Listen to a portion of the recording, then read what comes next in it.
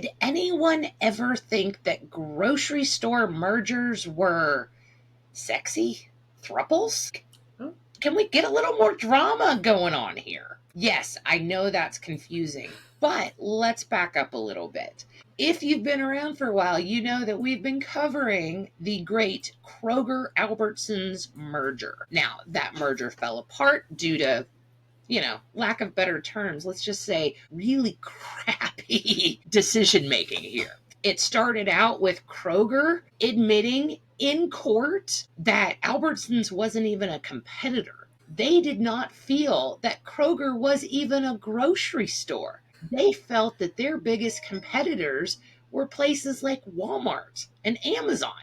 Well, hate to burst your bubble, Kroger, but you're no Amazon and you're sure as heck not Walmart. So that was, when I heard that in court, I was like, oh, this merger is never going down. And sure enough, like a year later, it didn't. Now, shortly after the rulings that the merger were blocked, Albertsons played the suing card just like they could. And they sued Kroger for, basically the merger not being completed. Right. Since then, Kroger has, put on the old punches and thrown out some nice little barbs, if you will. So they basically claim that it's all Albertsons' fault of why the merger didn't take place. I'm shocked that they would say such a thing.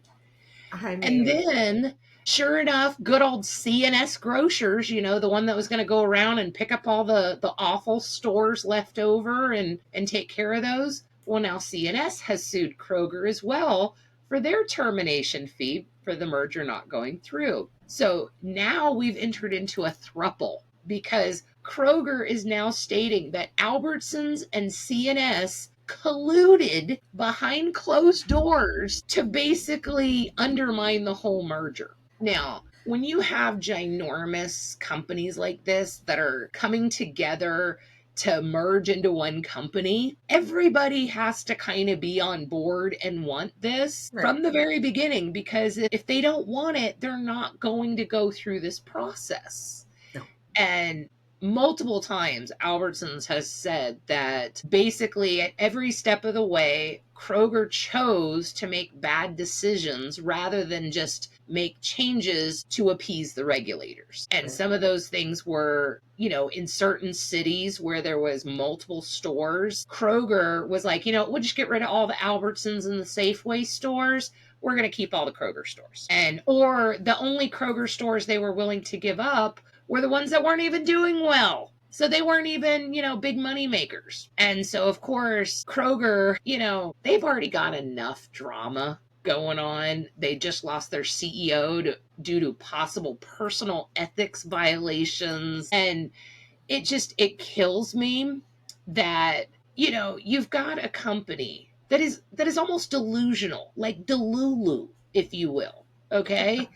They don't even understand that they are a freaking grocery store. They spoke out in court stating that, so Kroger, I believe, is like the number 3 grocery store. Albertsons is the number 8. And they said, we don't even consider Albertsons a competitor. We're in like all the same cities. We're literally fighting week to week on the sales, page. But no, we don't even consider Albertsons we're taking them in for the goodness of our hearts. That's what they said in court. So kind. It is. So it cracks me up because, I don't usually go into like all the financial pages where, they say buy this stock, sell this stock, but the analysts have been going nuts over this one because basically Kroger's word of mouth, the way that their customers feel about them, is in the toilet. Okay. That has not changed since the beginning of the merger. Okay. Yeah. And then since the merger failed, now their customers don't like them. And now people that invest in these companies don't like them. Their stock has gone down. If I worked for Kroger, I'd be a little concerned, but it amazes me that their commitment to being delusional, because at any time they could have just said, we made some bad decisions. let's just go ahead and pay everybody for bringing their toys to the yard. Sorry it didn't work out. But no, they've decided that Kroger is the king supreme and shall not go down. You know how I feel about Kroger. Like, I don't like it. It is kind of turned into a necessary evil as far as like certain things go. Like, but the difference is because of how Kroger is. It's one of the closest that's to my home. There's three of them within a decent proximity, and like most of the time they have what I want. So like I have a list of things in my head that are my Kroger purchases, right? And those are items that are a good price, always a good value. I trust like the quality of the product, that kind of thing. So Kroger, I have a list of things that's my Kroger list. I don't shop the sales anymore. Like Yeah. when I'm in the store and I'm looking at something and it says 3 for 10, or if you bought like I don't like a good example of that would be the extra money off when you buy five or more.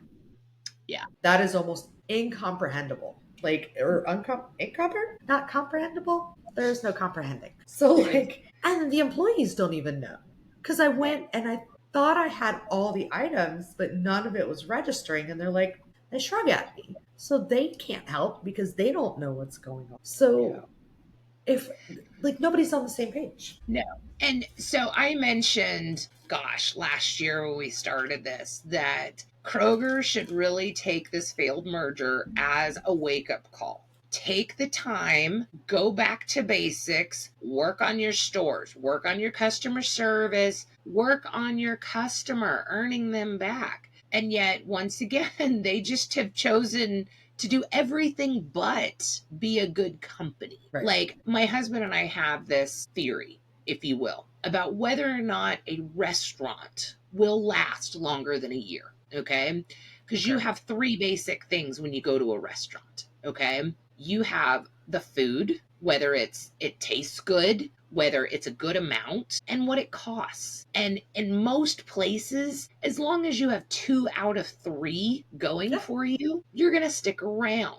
And I feel like Kroger now has nothing going for them. Okay. Simply for the fact that they're not the cheapest anymore. No. Like 10 years ago, they were very much a place that you would go to save money. Now they don't even know who they are. Right. They are going to, they are marketing towards the higher end. They're marketing towards those that want crazy healthy, like they're trying to be like the Trader Joe's, but they're not. And then their quality of their products honestly has gone down dramatically. Like, I've gone to their produce department multiple times and they have like literally nasty produce on the shelves. And to me, how do I trust your boxed, like shelf stable goods if you can't even keep an eye on the dang avocados, you know? So again, there's a small list of things I'll buy from the words are hard today. From the produce area.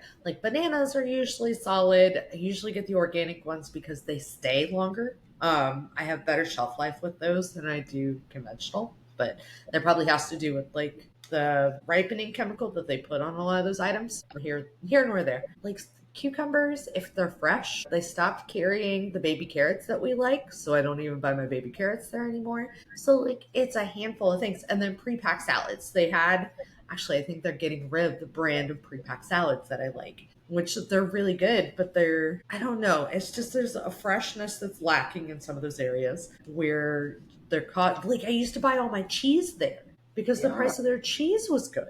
Well, the Yeah. price of their cheese isn't good anymore. I It's mean, better than some of the others, but still. I hate to say it, but now the only time I look at the Kroger ad is to kind of smirk. I'm like, seriously, you're charging that for that? Like, there is no finding good deals anymore. Like, I used to love to go walk around, grab a couple manager specials. But honestly, every time I go to that town that has Kroger, I don't even stop by because it's not worth my time. No. And I have talked to many, many people who they just feel like Kroger doesn't value them as a customer, No. doesn't care about them at all. And that right there, when you lose your customers, it doesn't matter what you do at that point. Yeah. You need to take the time, go back to basics, figure out how you want to be as a company and how you want to treat your customers. Yeah. And if customers don't feel like they're getting value from you, they're not going to buy from you. Nope. Agreed. So let us know down below. What do you think about all the drama with Kroger? Should they just wave the white flag, admit they're idiots, and pay off these termination fees? Or should they go down swinging as the king of Kroger and, basically they can do no wrong? Let us know down below.